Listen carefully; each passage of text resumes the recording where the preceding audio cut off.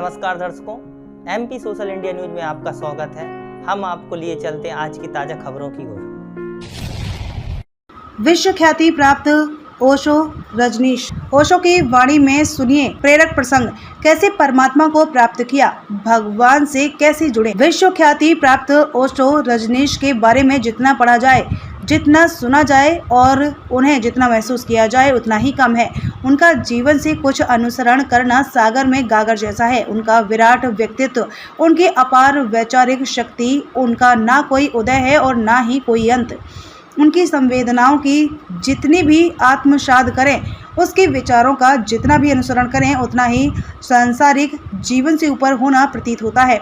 आज हम MP social India news के माध्यम से कैसे परमात्मा से जुड़ें, उनको कैसे पाएं, आइए सुनाते हैं विश्व ख्याति प्राप्त ओशो रजनीश की वाणी से उनका यह प्रसंग। भोपाल से ब्यूरो रिपोर्ट। मैंने भी परमात्मा को पाना चाहा था, नहीं पा सका। बहुत बुद्धि लगाई, जितनी बुद्धि लगाई उतना मैं नास्तिक होता गया। फिर एक दिन ये व्यर्थता दिखाई पड़ी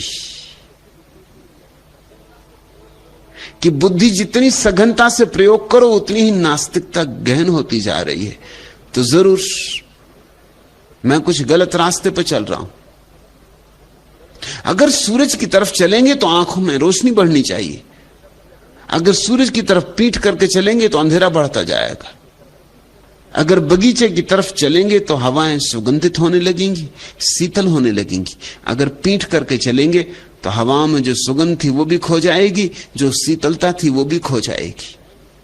जल्दी ही ये बात मुझे समझ में आनी शुरू हो गई कि जितना ही मैंने विचारा है, जितना ही सोचा है, उतना ही परमात्मा मुश्किल हो गया। मानना ही मुश्किल हो गया, जानना तो दूर, स्वीकार करना मुश्किल हो गया। और मैंने परिपूर्णता से चेष्टा की थी। विश्वविद्यालय से मुझे निकाल दिया गया था क्योंकि कोई अध्यापक मुझे अपनी कक्षा में लेने को तैयार नहीं था। अध्यापक कहने लगे कि इतना ज्यादा तर्क, इतना ज्यादा विवाद कि पढ़ना लिखना तो कुछ हो ही नहीं पाता, हर चीज पर विवाद है। और उनकी भी तकलीफ मैं समझता हूं।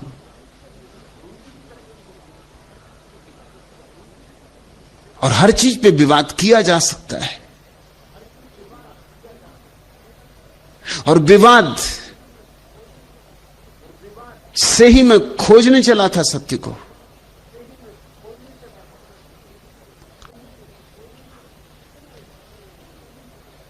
जितना जितना मैंने विचार और तर्क से सोचना चाहा उतना ही पाया कि कोई उपाय नहीं। एक नकारात्मकता गहन होती चली गई। लोग मुझसे बात नहीं करते थे, लोग रास्ता काट जाते थे, क्योंकि मुझसे बात करने का अर्थ था कि उनकी सारी मान्यताएं, उनकी सारी धारणाएं गलत हैं।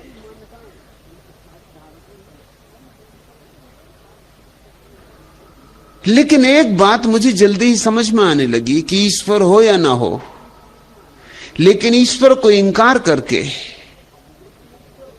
मैं अपने जीवन को पंगु किए ले रहा हूं। मेरा जीवन संकुचित होता जा रहा है। नकार से कोई जी नहीं सकता, इंकार में कैसे जियोगे? नहीं में जगह ही नहीं है जीने लायक। जीवन तो हां में होता है, स्वीकार में होता है। हर चीज को नहीं करते जाओगे तो सिकुड़ते जाओगे। परमात्मा भी नहीं है, आत्मा भी नहीं है, तो फिर बचेगा क्या? जो सबको इंकार करेगा उसको अन्यथा अंततः अपने को भी इंकार करना पड़ेगा। तर्क की वह पराकाष्ठा है। जो तर्क की तलवार से खेलेगा, एक न एक दिन उसे अपनी गर्दन भी काट ही लेनी होगी। उसके संदेह बढ़ते चले जाएंगे, और जितने संदेह होंगे उतना ही जीवन मुश्किल हो जाएगा। एक एक कदम उठाना मुश्किल हो जाएगा। जीने के लिए तो श्रद्धा चाहिए, अश्रद्धा से कोई भी नहीं जी सकता। जिसको तुम नास्तिक कहते हो वो भी जीता है श्रद्धा से, सिर्फ उसकी श्रद्धा उल्टी है, शीर्षासन करती हुई है। वो भी असली नास्तिक नहीं है। उसकी श्रद्धा है कि ईश्वर नहीं है, इसी श्रद्धा से वो जीता है। नास्तिकता उसका धर्म है, क्रेमलिन उसका काबा है, दास कैपिटल उसकी कुरान, बाइबल, वेद। कार्ल मार्क्स, लेनिन, स्टालिन, माओ, ये उसके ब्रह्मा विष्णु महेश।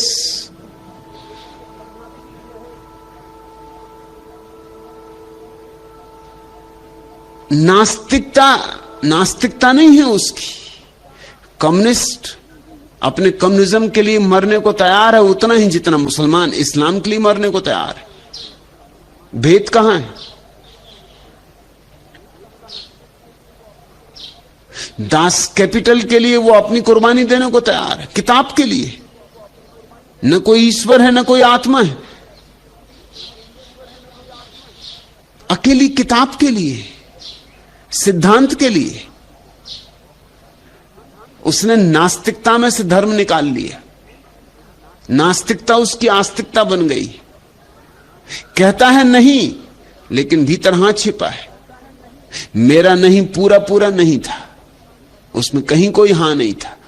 और इसलिए मैं कहता हूं, जो अगर हिम्मत रखते हो परम नास्तिक होने की तो घबराना मत। लेकिन परम नास्तिकता का अर्थ है कि नास्तिकता में भी सहारा मत खोजना, सब सहारे ही गिरा देना। इतने बेसहारे हो जाओगे कि उसी बेसहारे में तुम्हें पहली दफे याद आएगी कि ये मैंने क्या किया, ये तो मैंने अपने ही हाथ से अपने जीवन की नौका में छेद कर डाले, अब ये नौका डूबने लगी। उसी असहाय अवस्था में तुम्हारे भीतर क्रांति की घटना घट सकती कि मस्तिष्क से हृदय की याद आए कि मेरे पास एक और भी उपाय है, प्रीति का, प्रेम का, भाव का। चलूं उससे भी तलाश लूं, मरता क्या ना करता। तिनके का सहारा भी खोज लेता है, ख्याल रखना। तो जब तुम्हारी बुद्धि बिल्कुल असफल हो जाए और तुम्हें गहन अमावस में डाल जाए और सब तरफ गहन अंधकार हो कि एक रात में तारा भी ना चमके, सुबह की तो बात ही नहीं, सूरज तो है ही नहीं तो उगेगा कैसे, प्रभात तो होने वाली नहीं है। जब ऐसी गहन अंधेरी रात हो, तारा भी ना चमकता हो, सूरज का भी भरोसा ना हो, रोशनी होती है ये भी श्रद्धा ना रह गई हो, उस गहन अंधेरी रात में तिनके का सहारा शुरू होगा। उस गहन अंधेरी रात में तुम्हें यह दिखाई पड़ेगा कि एक अंग मेरा अनजिया रहा है। विचार तो मैंने खूब किया, भाव मैंने बिल्कुल नहीं किया। तो थोड़ा भाव भी करके देख लूं, मरता क्या ना करता। इस दरवाजे से कभी नहीं निकला, इससे भी निकल के देख लूं, कौन जाने शायद यही द्वार हो। और जिस दिन मैं उस दरवाजे से निकला, मैंने देखा कि परमात्मा ही परमात्मा है।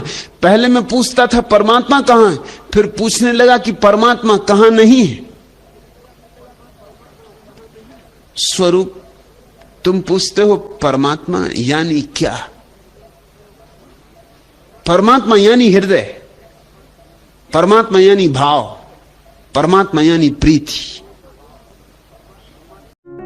आज की तमाम खबरों के लिए बस इतना ही। देश दुनिया से जुड़ी हुई खबरों के लिए आप हमारी वेबसाइट www.socialindianews.in पर सर्च कर सकते हैं। साथ ही हमारे YouTube channel social India news पर आप सब्सक्राइब कर सकते हैं, लाइक कर सकते हैं, फॉलो कर सकते हैं। आज की तमाम खबरों के लिए फिलहाल इतना ही। देश दुनिया की नई खबरों में पुनः आपसे होगी मुलाकात। धन्यवाद।